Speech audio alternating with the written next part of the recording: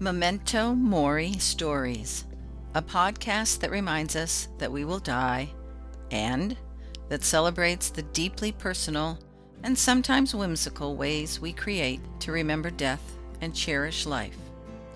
How we bridge the gap, the sometimes deep, painful, and soul-searching gap between life and death.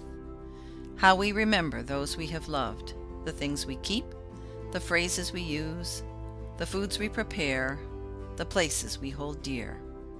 This is your invitation to listen generously to one such story. A Memento Mori story.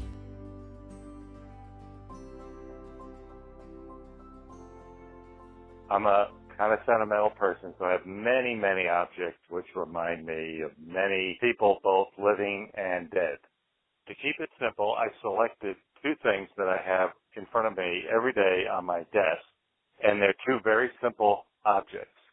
So one of them is a Norwegian cruise line. This is a little sticker, about 2.5 by 3.5 inches, a blue and white sticker that has handwritten on it, October 9th, 1973. My father's mother was a self-described Gallivantor. In her retirement, she'd work as a nurse, save up money, and then go on trips. And the Norwegian American line was her favorite cruise line. And this little sticker, which was on a mirror that I got from her home after she died, is actually quite torn and tattered.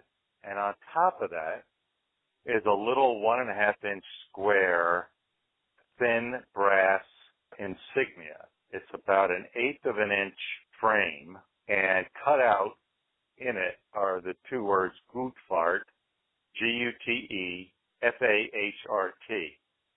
and it has little screw holes on each side because it used to be screwed into the dash of my mother's father's Mercedes-Benz. It means good ride. Because it's cut out and framed, it can sit on top of the cruise line sticker, and I can see both.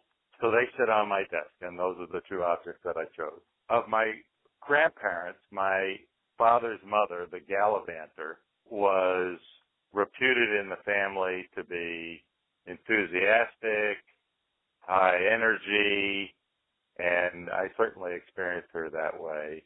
And I always loved her stories about her gallivanting, her travels, the places that she went, the people that she met. And my mother's father, I only got to meet once for a very brief time because he was German. My mother was born in Berlin. She left Germany during the war, and he stayed. So I didn't get to meet him until afterwards. He was an architect in Berlin, and on that visit, the family got to spend time with him and toured him around New York City, and I'll never forget his exclamations of Wunderbar, Wunderbar, saying all the architectural delights of New York. So they're both symbols of enthusiasm, openness, and also, in a way, just my appreciation of them and the past in general.